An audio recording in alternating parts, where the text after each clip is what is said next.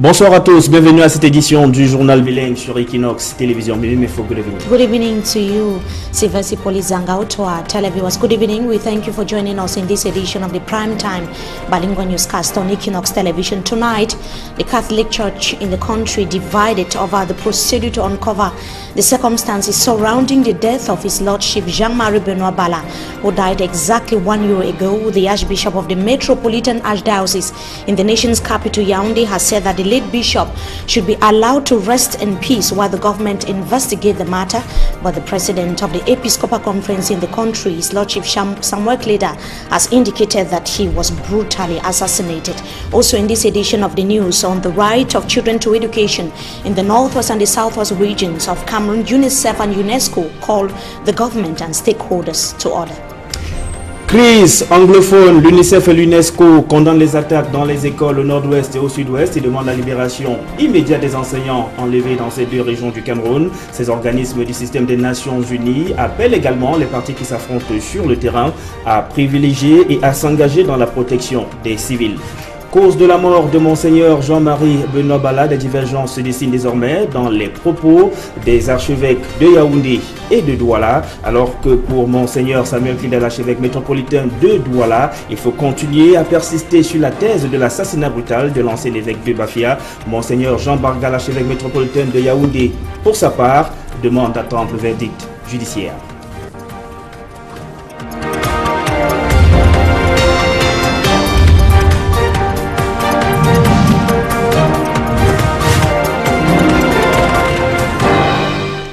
Une fois de plus, bonsoir et bienvenue aux 20h sur Equinox Télévision de la politique en ouverture de ce journal. Manidem, les autorités de la ville de Douala ont choisi de faire la sourde oreille face aux plaintes de Dieudonné Yebga qui s'oppose contre la tenue d'un congrès organisé par la faction menée par Anissé et Kané au nom de ce parti politique. Cette rencontre a bel et bien eu lieu ce jour dans la ville de Douala avec la question sur la crise anglophone à l'ordre du jour des différents échanges. Le reportage de Steve Eboulé et Gladys Sidier.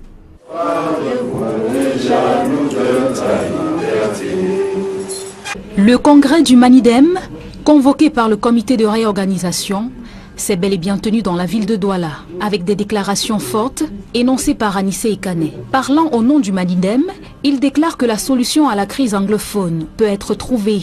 Rien ne peut justifier que des Camerounais prennent des armes pour diviser le pays. Rien. Même pas le refus du dialogue. Ce régime va passer. Ceux qui ont pris des armes pour la division du pays, pas si vous le préciser, doivent la déposer. L'UPC a été contrainte au maquis. Elle n'a pas décidé de prendre des armes. Elle a pris des armes pour se défendre contre le colon qui ne voulait pas de la réunification. La crise anglophone n'a que trop duré et il est temps, selon le Manidem, de déposer les armes et sauver les vies qui peuvent encore l'être. Un message adressé au gouvernement camerounais et à ses alliés. La solution de la crise anglophone demeure globale. Abattre le néocolonialisme, construire et vivre ensemble au Cameroun, ensemble. C'est pour cela que nous appelons de nouveau à un cessez-le-feu sans aucune condition des bandes armées sécessionnistes ou non. La voie des urnes en cette année électorale est donc une aubaine pour sortir définitivement de toutes les crises dont sont victimes les Camerounais.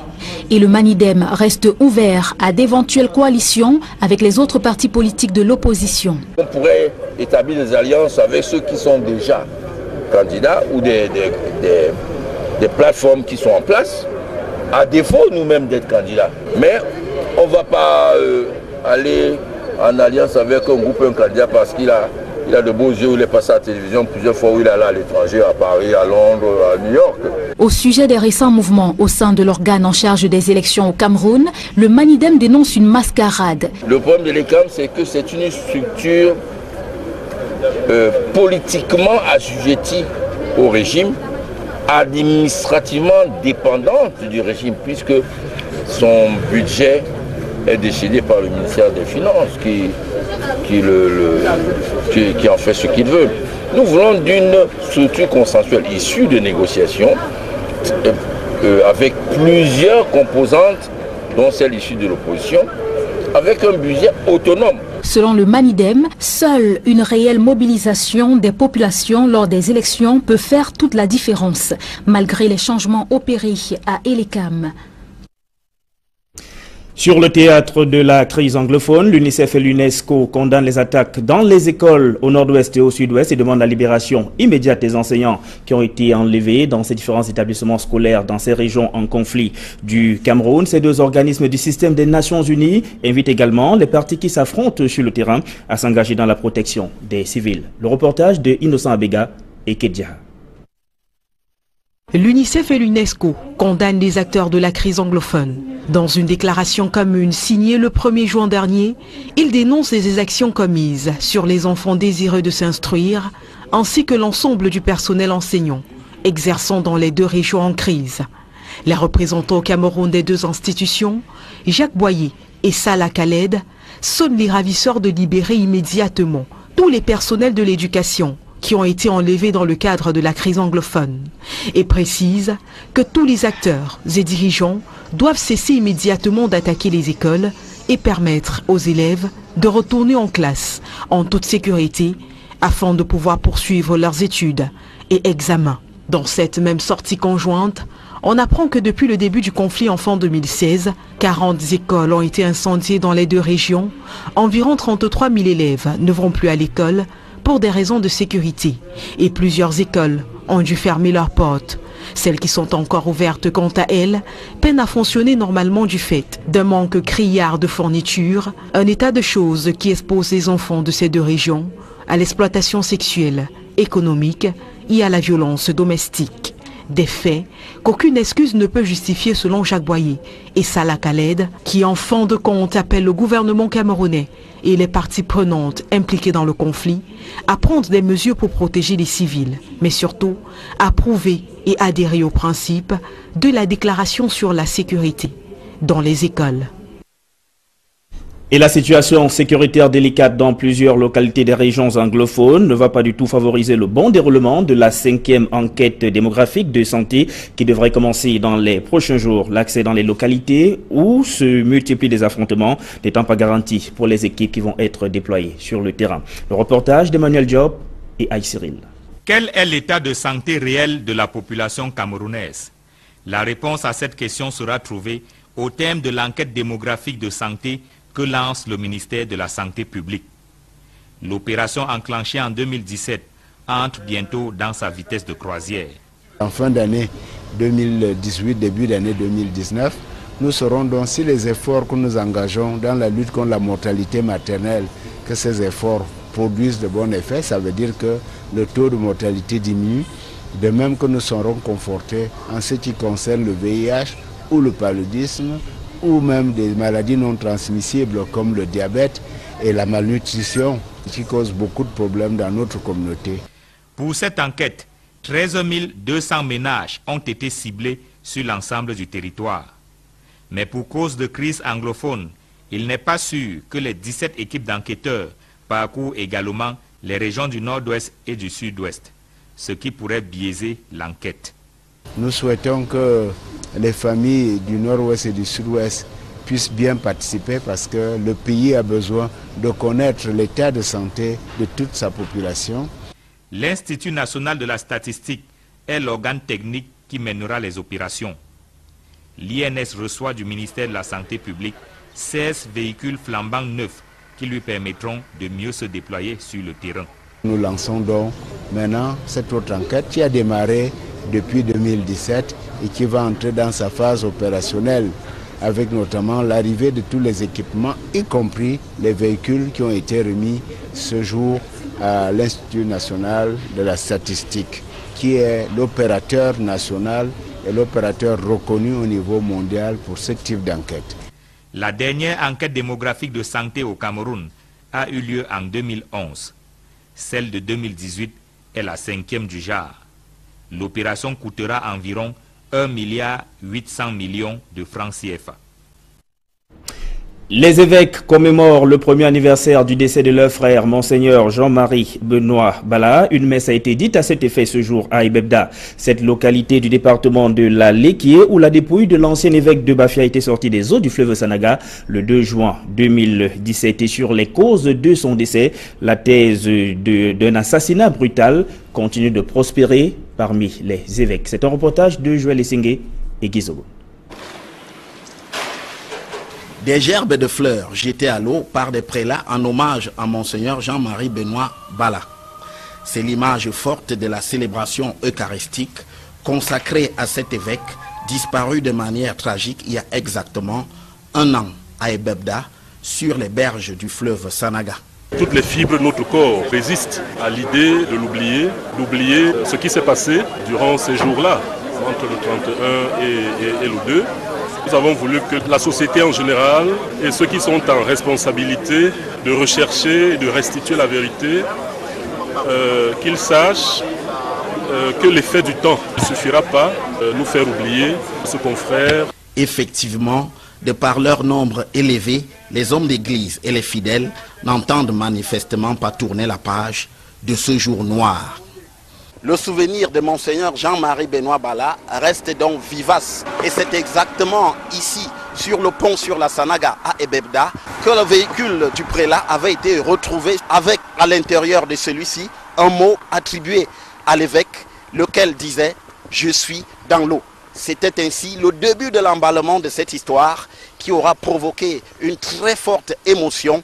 Aujourd'hui, sur les circonstances de la mort de l'évêque de Bafia, l'expectative reste de mise pour l'Église catholique au Cameroun, malgré quelques certitudes. Il a été violenté, puis assassiné, avant d'être jeté, n'est-ce pas, dans ce fleuve. Au-delà, il n'y a pas que cette posture, il y a aussi l'approche qui consiste à porter au firmament l'image de l'évêque disparu.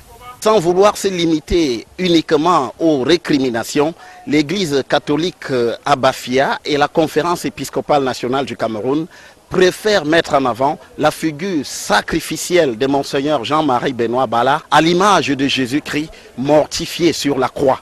Dans son homélie, Monseigneur Jean Barga, archevêque de Yaoundé, décline l'exemple victorieux de Monseigneur Jean-Marie Benoît Bala sur la mort.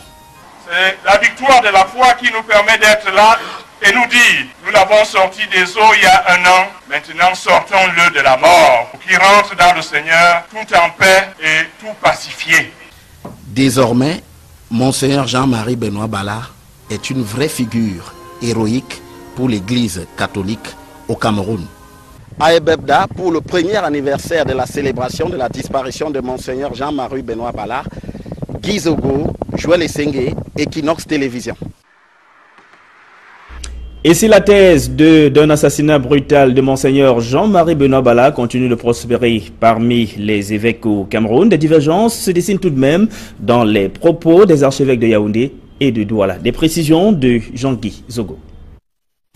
Dans l'affaire Monseigneur Jean-Marie Benoît Bala, un an après, c'est à une véritable opposition des styles qu'on assiste entre Monseigneur Samuel Cléda, archevêque du diocèse de Douala, et Monseigneur Jean Barga, archevêque du diocèse de Yaoundé. Alors que Monseigneur Jean Barga dit être en attente de clarification et exhorte à la patience, Monseigneur Samuel Cléda parle sans embâche d'assassins qui ont frappé un innocent. Nous sommes encore dans l'attente des clarifications sur ce qui s'est réellement passé. Sur ce dossier, j'invoque la patience de tout un chacun. Les chemins de Dieu sont insondables et les voies de Dieu toujours dans les chemins de la patience. Un jour, le Seigneur nous dira toute la vérité. Monseigneur Jean-Marie Benoît Bala n'était pas un homme qui se faisait des ennemis par des prises de position dans la société ou par un style de vie extravagant qui pouvait courroucer quelqu'un. Monseigneur est un homme de paix. Pourquoi de mains assassines ont-elles frappé un innocent? De plus, lorsqu'il évoque la difficulté, voire la peur qui a saisi les prélats après la mort de Monseigneur Jean-Marie Benoît Bala et implore le soutien du Seigneur, Monseigneur Samuel Cléda, lui, met en avant le manque de courage des Camerounais dans cette affaire. Nous, les confrères évêques, nous avons beau être évêques et archevêques, nous sommes des des gens qui savent pleurer aussi. Nous avons été touchés au plus profond de nous-mêmes. Que le Seigneur nous aide à retrouver la paix intérieure, à reprendre courage pour servir l'Église qui est au Cameroun et à vivre avec l'espérance qu'il est au ciel et il nous aidera à l'y rejoindre. Cherchant des voix qui puissent témoigner la vérité concernant ta mort, j'ai vu donc des gens s'éloigner, se taire, se cacher même. J'ai compris par là combien nous les Camerounais, nous avons peur. Peur de quoi? Je ne sais. Des postures qui, sans apparaître comme une opposition frontale entre les deux hommes, n'en dessinent pas moins des lignes de clivage sur l'appréhension de l'affaire Monseigneur Jean-Marie Benoît Bala au sein de l'Église catholique au Cameroun, un an après sa mort. Et restons dans le département de la Léquié pour nous rendre dans la localité d'Ebang Minala où c'est un tronc d'arbre qui sert d'unique voie d'accès à ce village plongé dans le sous-développement. Aïe Cyril. Ebang Minala, à 5 km de Bachenga, dans le département de la Léquié, au dire de ses habitants, n'est pas un village comme les autres. Nous sommes là pour souffrir, en train d'évacuer nos marchandises. Nous faisons une journée en cours de route pour faire sortir cela. Nous voici donc bloqués ici à Ebang Minala. On n'a pas moyen de marcher, de faire tout ce qu'on peut faire comme développement. Depuis le temps de nos ancêtres jusqu'à nos jours, rien, le train de vie n'a jamais changé. Nous vivons la même époque et ce qui crée en nous une frustration. À Ebang Minala, les villageois manquent de tout, à commencer par les routes pour écouler leurs produits. Lorsque on prend la peine de travailler pour un peu vivre heureux comme les autres, pour évacuer, c'est pas facile.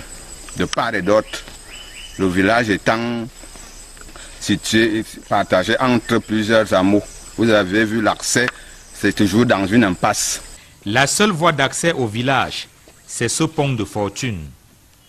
2 troncs d'arbres, véritable danger pour les populations. Nos élèves en train d'aller à l'école, d'autres tombent sur ce pont, tombent dans l'eau, on les ramasse. Des fois, d'autres perdent même leur vie. Il y a eu des enfants qui ont perdu leur vie ici en train de traverser, comme l'eau abonde des fois. Ensuite vient le problème d'eau. Les bonnes fontaines sont au régime sec. Du coup, l'eau potable devient un luxe pour le village. Les 2 puits qui sont vieux de plus de 15 ans ne fonctionnent pratiquement pas. Nous sommes tenus à boire l'eau de mar par-ci par-là et ce qui crée généralement des cas de maladie. Pas possible également pour les habitants du village de se soigner lorsqu'ils sont malades. Il n'existe pas de centre de santé ici. Et une fois, il y a eu un mort. Tout ce pan a mordu un de nos frères ici. En cours de route, il a rendu l'âme. Voilà des choses que nous rencontrons dans ces villages, dans notre village. Tel que nous vous prions de nous soutenir, de nous enlever dans la boue que nous souffrons tel que nous sommes aujourd'hui là. Nous demandons cela à notre chef de l'État. S'il est en train de nous soutenir, il n'a qu'à voir notre village, comment nous sommes enclavés. La conséquence du sous-développement dont souffre le village Ebang Minala est qu'il favorise le grand banditisme. Bien conscients qu'ils ne seront pas facilement repérés, les malfrats se réfugient à Ebang Minala avant d'aller opérer dans les centres urbains. Tous ces bandits-là, avant que de pouvoir opérer, ils se replient tactiquement dans les zones périphériques et puis ils préparent leurs coups. Ils viennent encore baigner dans l'anonymat quand ils y sont recherchés. Situés à quelques enclavures de Bachenga, Obala et Monatele qui ont des voies d'accès acceptables, Ebang Minala est présenté comme le paradoxe du département de la Léquié. Dans le secteur agroalimentaire, la production laitière de la région du littoral est la moins compétitive du Cameroun. Les acteurs du secteur dénoncent le manque de fourrage d'intérêt des jeunes, des étables appropriées. Ils décrient également la méconnaissance de la technique et de la technologie et appellent à un encadrement des éleveurs et des producteurs de lait dans la région du littoral. Je propose la réaction du délégué régional du ministère de l'élevage, des pêches et des industries animales pour le littoral. Elle est quasiment nulle dans notre région, mais nous pensons qu'avec les actions de sensibilisation qui sont actuellement menées, cette production va effectivement prendre de l'envol. Pourquoi? Parce que nous avons déjà des jeunes qui s'installent dans notre région et qui font dans la production laitière avec de très bons résultats. Donc nous profitons de cette occasion pour inviter d'autres jeunes également de pouvoir savoir que la production laitière est une niche d'emploi, mais une niche également où on peut créer de la richesse et faire sa vie là-dedans. Déjà, le littoral n'a jamais été une région pastorale par excellence, ce qui fait qu'actuellement tous ceux qui sont en train de s'implanter le font en stabulation libre ou entravée. Ça veut dire que les vaches sont dans des enclos et les aliments leur sont apportés directement pour pouvoir optimiser cette production laitière.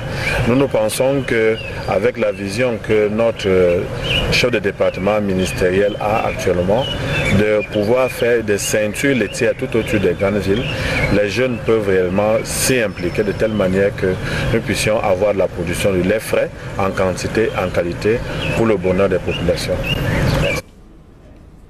Et c'est la fin de la première partie de ce journal. Maybe before you have the second part. Thank you once again, Sivasipoli Zangao, to our televiewers. We welcome you to join us in this second segment of the news. We begin right here on a sad note. A heavily attended Eucharistic feast has held at the banks of the Ebebde River in Bafia, central region of Cameroon, where the remains of His Lordship Jean-Marie Benoit Bala were retrieved 1 year ago.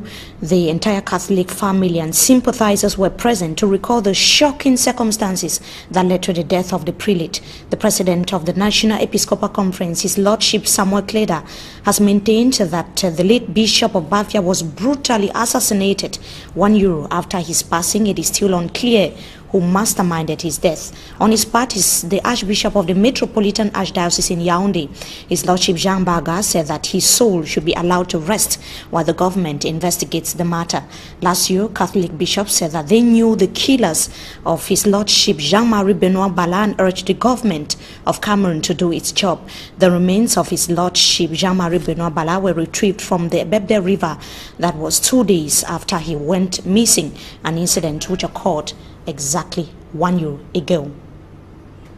The prelate being remembered in a ceremony that took place in Yaoundé today. Now, journalists in Cameroon are still mourning the death of their colleague Ella Geoffrey, editor-in-chief of the Sun newspaper, who died. That was last month in an accident which occurred in the town of Limbe, southwest region of Cameroon. Ella Geoffrey has finally been laid to rest in his native Nkinko village in Bangem, Kupe Maningoba division of the southwest region of Cameroon. It was an emotional atmosphere at the Limbe hospital yesterday as his mortal remains were being removed from the mortuary. Derek Jato captured the emotions and tells us more in this report.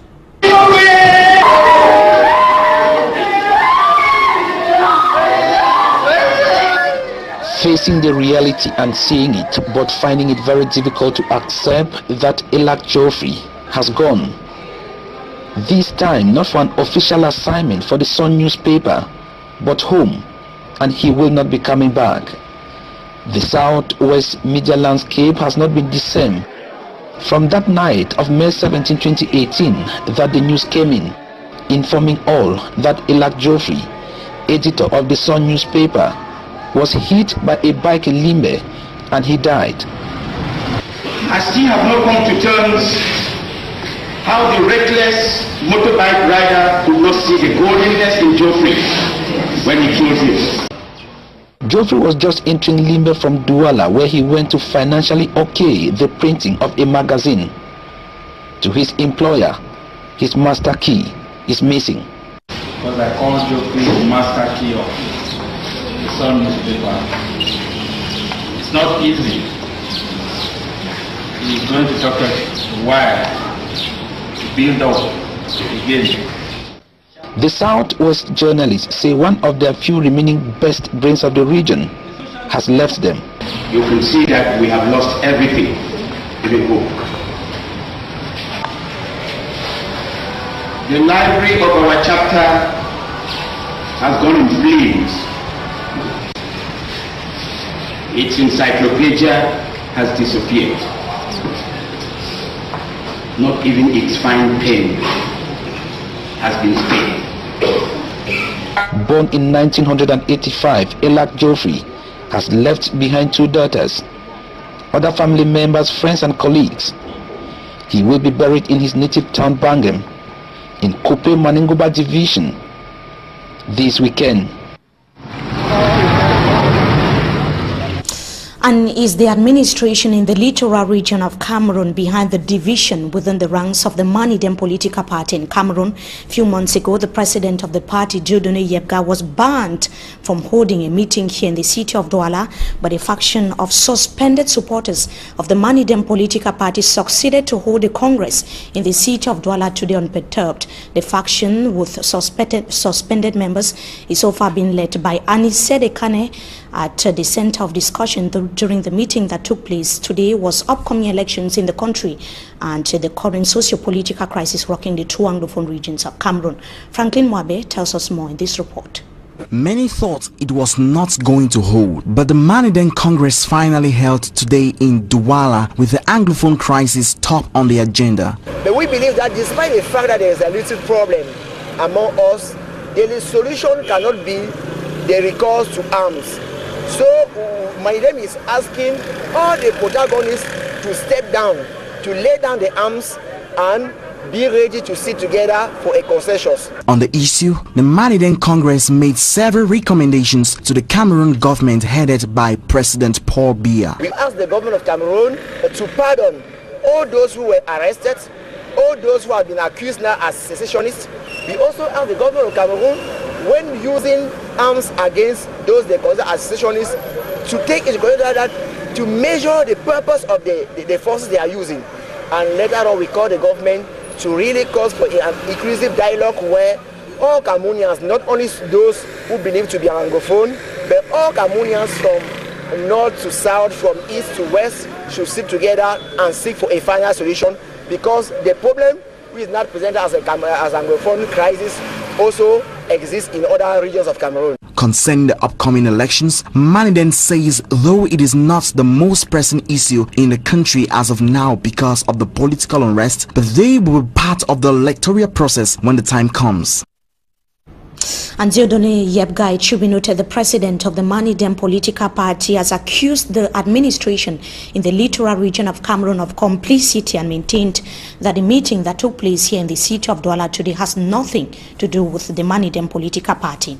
Now, representatives of UNICEF and UNESCO in Cameroon have challenged the government of the country and other leaders and stakeholders to protect all those exercising their rights to education in the northwest and the southwest regions of Cameroon. In a joint outing Friday, they said that civilians have been caught in the conflict that has affected academic activities since 2016 in the Anglophone parts of the country. Let's have the details in this report. UNESCO and UNICEF have said that the academic milieu has been most affected by the current Anglophone crisis. In a joint statement issued Friday, June 1st, Jack Boer, UNICEF representative in Cameroon, and Salat Khaled, director of the regional office of UNESCO and representative of Cameroon, said that 40 schools have been burnt down, about 33,000 students not attending classes for security reasons, and several schools not operational since 2016 till date.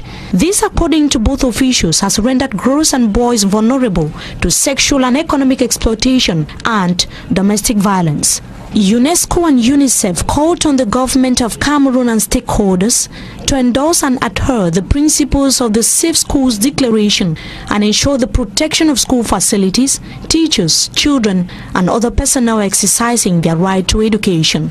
Both institutions urge stakeholders, school officials and leaders of Cameroon to stop attacking schools and called on kidnappers to release all arrested education personnel. And just to note briefly that the private residence of the minister in charge of special duties at the presidency of the Republic, Victor Arem Mengot, in Manu division of the southwest region of Cameroon, was reduced to ashes. The incident occurred last night, and at my 16 motor park, several shops were equally ravaged by flames. The incident occurred last night. It remains unknown whether the incident or both fire disasters were masterminded. Now, absence to potable water, intermittent power cuts, and the lack of security posts are some of the problems plaguing local inhabitants in Kompina. Kompina is a locality in Bonale, Mongo division of the littoral region of Cameroon. The inhabitants are mostly farmers and are, however, relying on the production of palm oil for survival. Simanji Kangebro takes us to Kompina in the following report.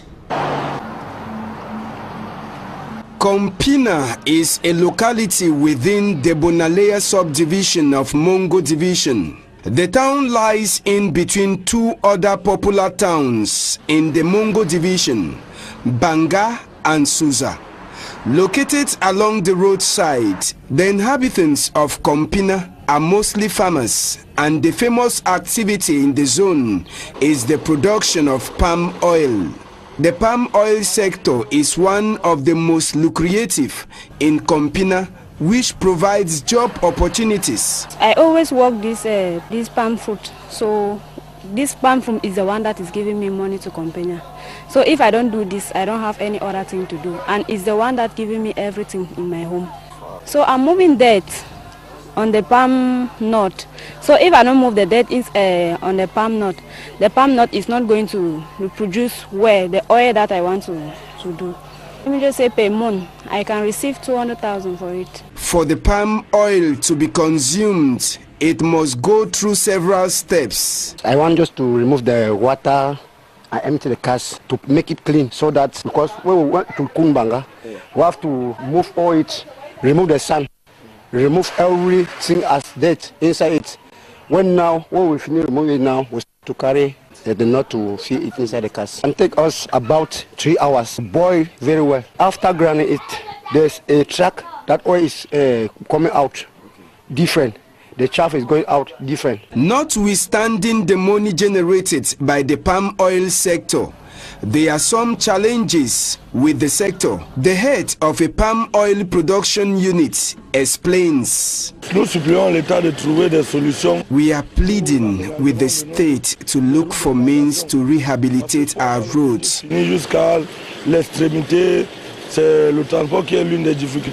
And we also need the government to give us a helping hand with the creation of NGOs to enable the factory to be modern, because we are still very local. Even though the town is blessed, the inhabitants lack several social amenities like water, reasons why boreholes and wells could be spotted in the area, and even schools destroyed, making the learning process to be difficult. We are finding difficulty in so many things, especially water. We drink well water all the time. It costs children, even all of us, we always go to the hospital nearly all the time because we don't have clean water.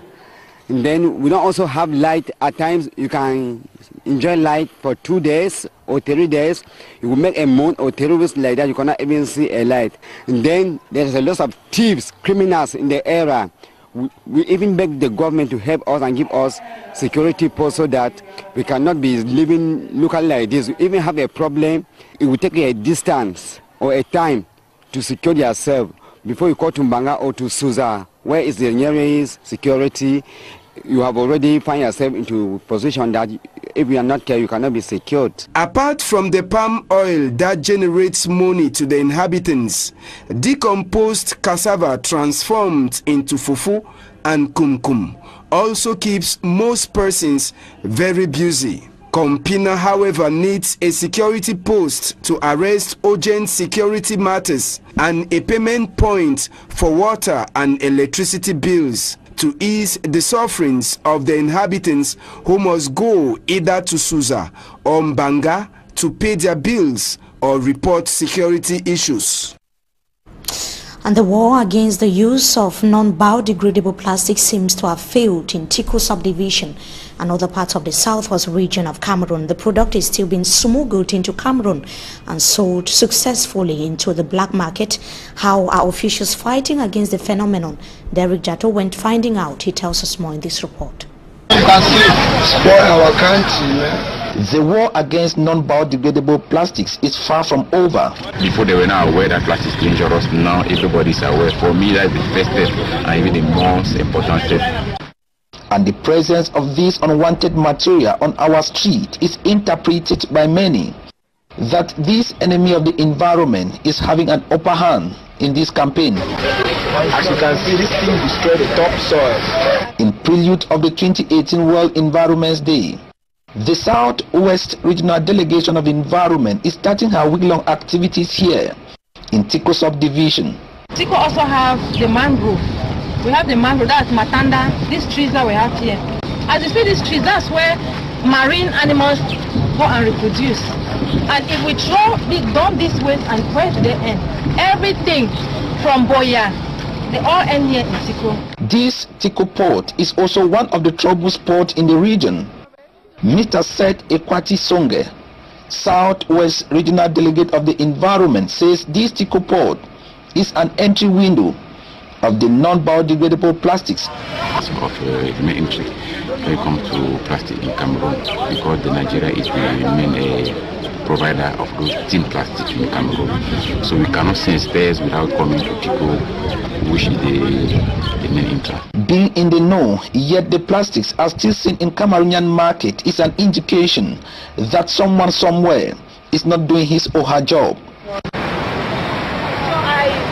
This day 2 and the Southwest Regional Delegation of Environment is cleaning up the Limbe Beach. Environment is a matter of common interest. Everybody can also give a citizenship action for our beach to be clean and for the pollution through plastic to be reduced in our town. The World Environment Day is celebrated every 5th day of June, and it will be celebrated this year under the theme Beat Plastic Pollution. What they're actually doing here, we are recycling some plastic lids, from new containers. And that brings us to the end of this edition of the Bilingual Newscast on Equinox Television. Viewers, so thank you so much for joining us. Wishing you a blessed weekend in the company of our programs. C'est Vassi Polizanga, très bon week-end à vous. Bon week-end à vous, mesdames, messieurs. C'est ici que nous mettons un terme à cette édition du journal bilingue sur Equinox Télévision. Restez en compagnie de nos programmes qui se poursuivent.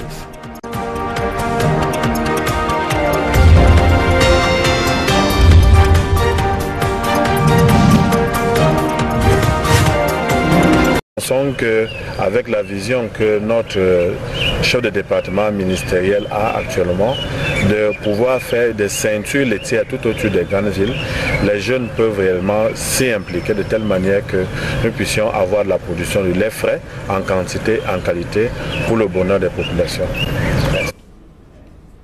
Et c'est la fin de la première partie de ce journal. Maybe before you have the second part. Thank you once again, Sivasi Polizanga, to our televiewers. We welcome you to join us in this second segment of the news. We begin right here on a sad note. A heavily attended Eucharistic feast has held at the banks of the Ebebde River in Bafia, central region of Cameroon, where the remains of His Lordship Jean-Marie Benoit Bala were retrieved 1 year ago. The entire Catholic family and sympathizers were present to recall the shocking circumstances that led to the death of the prelate. The president of the National Episcopal Conference, His Lordship Samuel Kleda, has maintained that the late Bishop of Bafia was brutally assassinated 1 year after his passing. It is still unclear who masterminded his death. On his part is the Archbishop of the Metropolitan Archdiocese in Yaoundé. His Lordship Jean Baga said that his soul should be allowed to rest while the government investigates the matter. Last year, Catholic bishops said that they knew the killers of His Lordship Jean-Marie Benoit Bala and urged the government of Cameroon to do its job. The remains of His Lordship Jean-Marie Benoit Bala were retrieved from the Ebebde River. That was 2 days after he went missing, an incident which occurred exactly 1 year ago.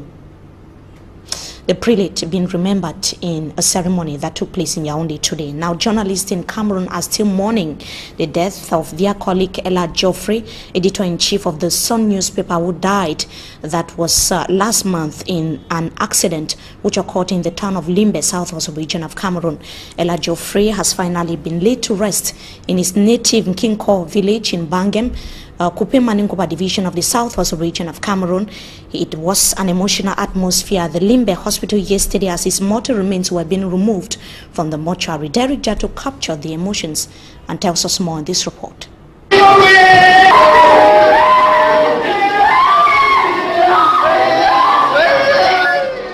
facing the reality and seeing it, but finding it very difficult to accept that Elak Joffrey has gone. This time not for an official assignment for the Sun newspaper, but home, and he will not be coming back.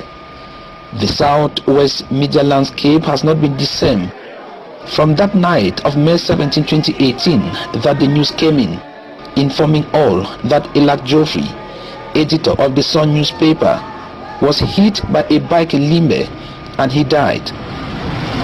I still have not come to terms how the reckless motorbike rider could not see the godliness in Joffrey when he killed him. Joffrey was just entering Limbe from Douala, where he went to financially okay the printing of a magazine. To his employer, his master key is missing. Because I called Joffrey the master key of the Sun newspaper. It's not easy. He's going to talk a while to build up again. The Southwest journalists say one of their few remaining best brains of the region has left them. You can see that we have lost everything, even hope. The library of our chapter has gone in flames. Its encyclopedia has disappeared.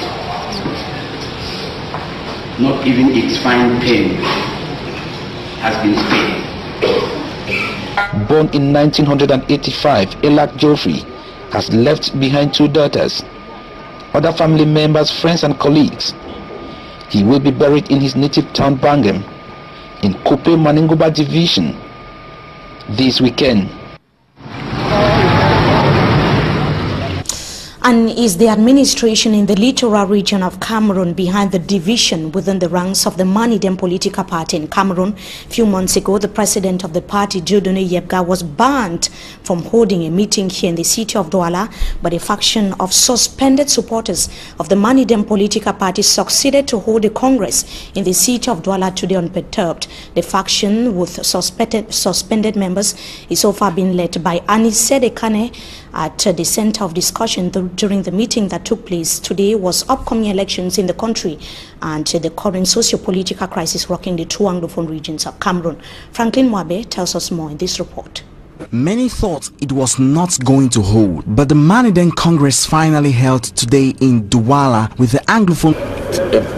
Avec plusieurs composantes, dont celle issue de l'opposition, avec un budget autonome. Selon le Manidem, seule une réelle mobilisation des populations lors des élections peut faire toute la différence, malgré les changements opérés à Elekam. Sur le théâtre de la crise anglophone, l'UNICEF et l'UNESCO condamnent les attaques dans les écoles au nord-ouest et au sud-ouest et demandent la libération immédiate des enseignants qui ont été enlevés dans ces différents établissements scolaires dans ces régions en conflit du Cameroun. Ces 2 organismes du système des Nations Unies invitent également les partis qui s'affrontent sur le terrain à s'engager dans la protection des civils. Le reportage de Innocent Abega et Kedia.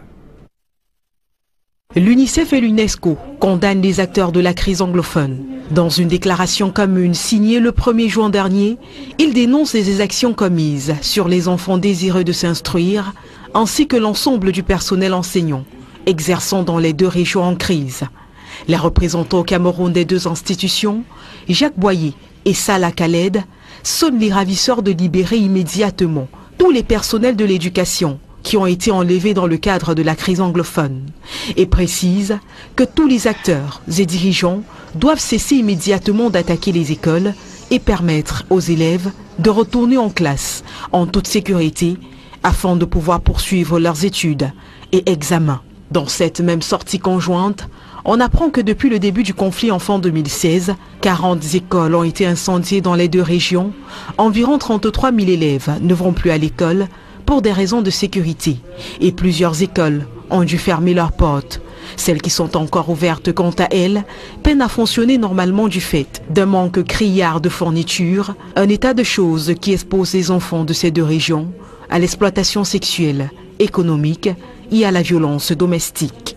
Des faits qu'aucune excuse ne peut justifier selon Jacques Boyer et Salah Khaled, qui en fin de compte appelle le gouvernement camerounais et les parties prenantes impliquées dans le conflit à prendre des mesures pour protéger les civils, mais surtout à approuver et adhérer aux principes de la déclaration sur la sécurité dans les écoles.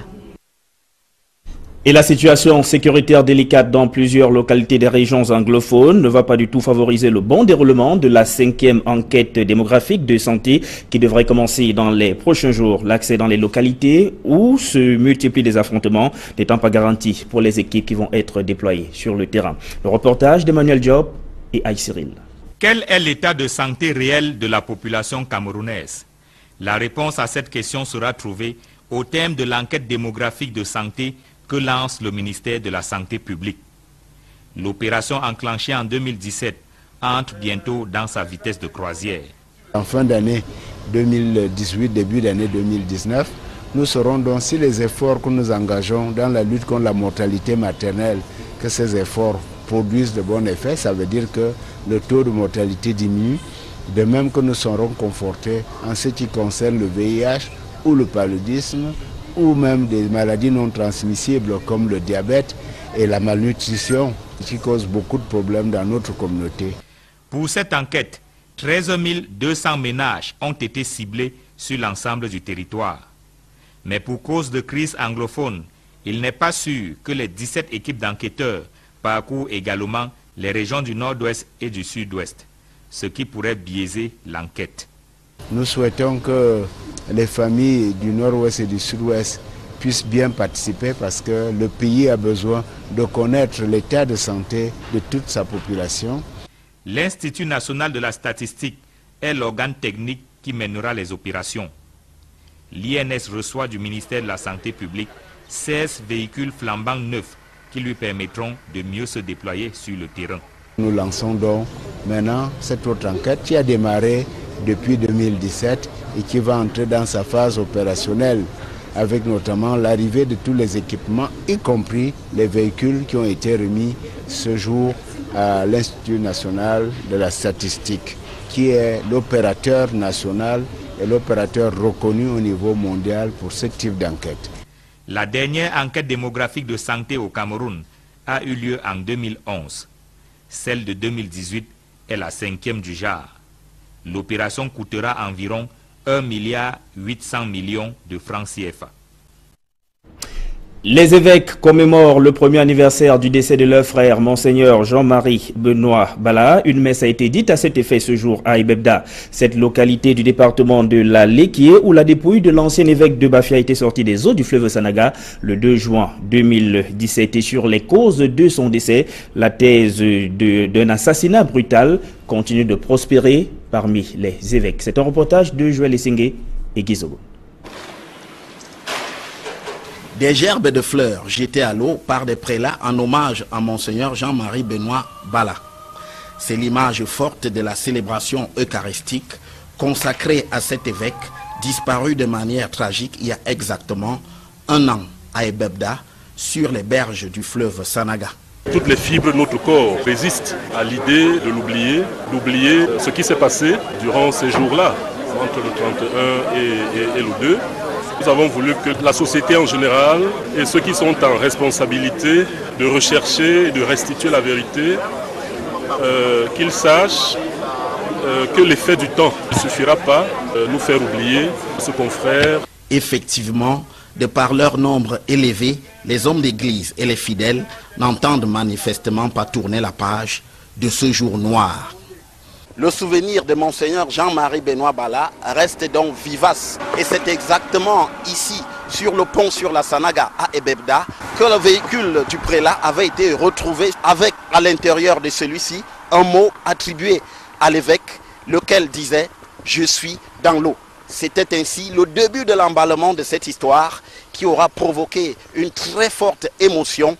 Aujourd'hui, sur les circonstances de la mort de l'évêque de Bafia, l'expectative reste de mise pour l'Église catholique au Cameroun, malgré quelques certitudes. Il a été violenté, puis assassiné, avant d'être jeté, n'est-ce pas, dans ce fleuve. Au-delà, Il n'y a pas que cette posture, il y a aussi l'approche qui consiste à porter au firmament l'image de l'évêque disparu. Sans vouloir se limiter uniquement aux récriminations, l'Église catholique à Bafia et la Conférence épiscopale nationale du Cameroun préfèrent mettre en avant la figure sacrificielle de Monseigneur Jean-Marie Benoît Bala à l'image de Jésus-Christ mortifié sur la croix. Dans son homélie, Monseigneur Jean Barga, archevêque de Yaoundé, décline l'exemple victorieux de Monseigneur Jean-Marie Benoît Bala sur la mort.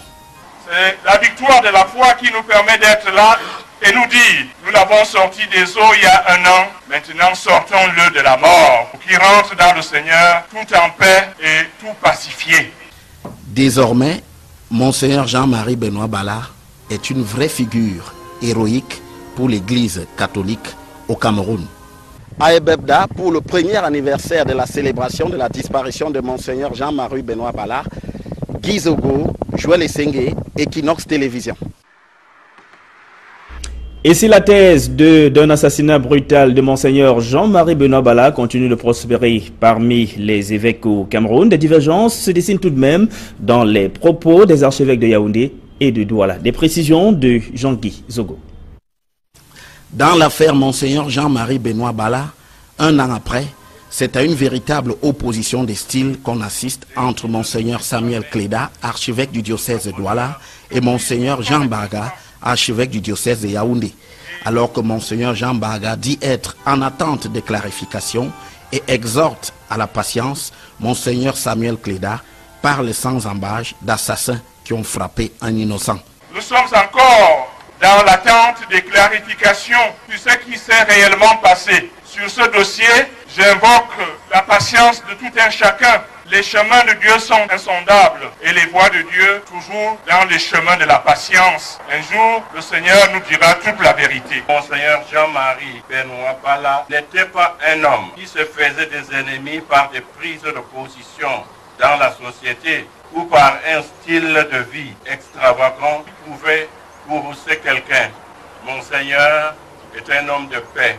Pourquoi de mains assassines ont-elles frappé un innocent? De plus, lorsqu'il évoque la difficulté, voire la peur qui a saisi les prélats après la mort de Monseigneur Jean-Marie Benoît Bala et implore le soutien du Seigneur, Monseigneur Samuel Cléda, lui, met en avant le manque de courage des Camerounais dans cette affaire. Nous, les confrères évêques, nous avons beau être évêques et archevêques, nous sommes des gens qui savent pleurer aussi. Nous avons été touchés au plus profond de nous-mêmes. Que le Seigneur nous aide à retrouver la paix intérieure, à reprendre courage pour servir l'Église qui est au Cameroun et à vivre avec l'espérance qu'il est au ciel et il nous aidera à l'y rejoindre. Cherchant des voix qui puissent témoigner la vérité concernant ta mort, j'ai vu donc des gens s'éloigner, se taire, se cacher même. J'ai compris par là combien nous les Camerounais, nous avons peur.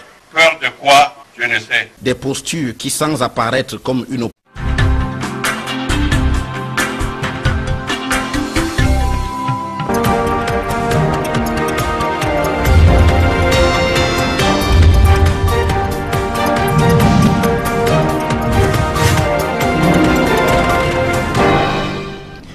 Bonsoir à tous, bienvenue à cette édition du journal bilingue sur Equinox Télévision. Good evening. Good evening to you, Sivasi Polizanga Otwa televiewers. Good evening. We thank you for joining us in this edition of the primetime bilingual newscast on Equinox Television. Tonight, the Catholic Church in the country divided over the procedure to uncover the circumstances surrounding the death of His Lordship Jean-Marie Benoît Bala, who died exactly 1 year ago. The Archbishop of the Metropolitan Archdiocese in the nation's capital, Yaoundé, has said that the late bishop should be allowed to rest in peace while the government investigate the matter.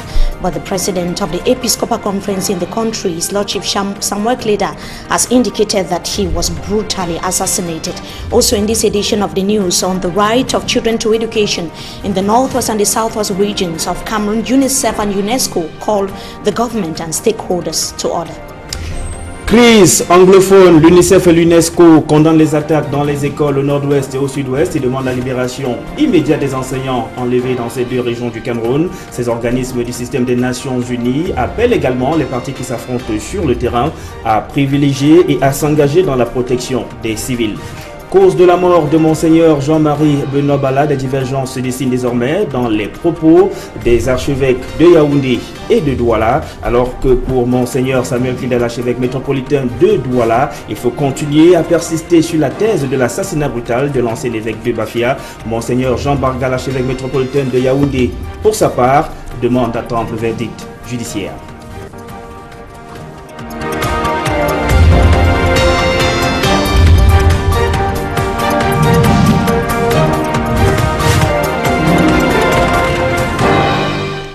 Une fois de plus, bonsoir et bienvenue aux 20h sur Equinox Télévision de la politique en ouverture de ce journal. Manidem, les autorités de la ville de Douala ont choisi de faire la sourde oreille face aux plaintes de Dieudonné Yebga qui s'oppose contre la tenue d'un congrès organisé par la faction menée par Anissé et Kané au nom de ce parti politique. Cette rencontre a bel et bien eu lieu ce jour dans la ville de Douala avec la question sur la crise anglophone à l'ordre du jour des différents échanges. Le reportage de Steve Eboulé et Gladys Sidier.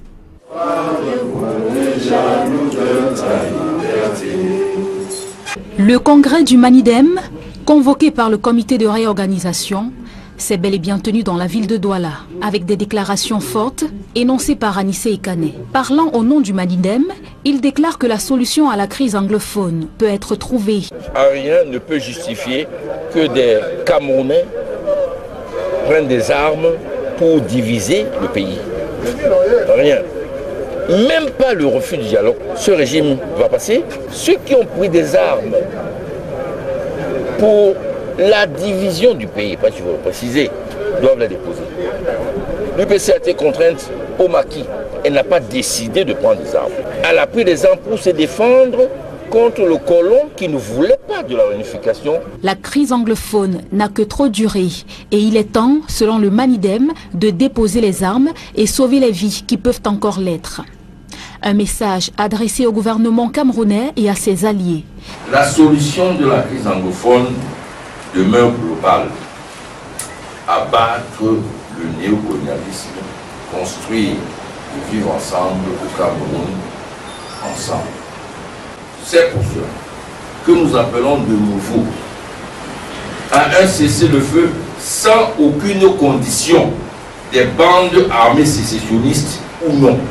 La voie des urnes en cette année électorale est donc une aubaine pour sortir définitivement de toutes les crises dont sont victimes les Camerounais. Et le Manidem reste ouvert à d'éventuelles coalitions avec les autres partis politiques de l'opposition. On pourrait établir des alliances avec ceux qui sont déjà candidats ou des plateformes qui sont en place, à défaut nous-mêmes d'être candidats. Mais on ne va pas aller en alliance avec un groupe, un candidat parce qu'il a de beaux yeux, il est passé à la télévision plusieurs fois, où il est allé à l'étranger, à Paris, à Londres, à New York. Au sujet des récents mouvements au sein de l'organe en charge des élections au Cameroun, le Manidem dénonce une mascarade. Le problème de l'ECAM, c'est que c'est une structure politiquement assujettie au régime, administrativement dépendante du régime, puisque son budget est décidé par le ministère des Finances qui en fait ce qu'il veut. Nous voulons d'une structure consensuelle issue de négociations. Position frontale entre les deux hommes n'en dessine pas moins des lignes de clivage sur l'appréhension de l'affaire Monseigneur Jean-Marie Benoît Bala au sein de l'église catholique au Cameroun, un an après sa mort. Et restons dans le département de la Léquié pour nous rendre dans la localité des Ban-Minala où c'est un tronc d'arbre qui sert d'unique voie d'accès à ce village plongé dans le sous-développement. Aïe Cyril. Et Ban-Minala, à 5 km de Bachenga, dans le département de la Léquié, au dire de ses habitants, n'est pas un village comme les autres. Nous sommes là pour souffrir, en train d'évacuer nos marchandises. Nous faisons une journée en cours de route pour faire sortir cela. Nous voici donc bloqués ici à Ban-Minala. On n'a pas moyen de marcher, de faire tout ce qu'on peut faire comme développement.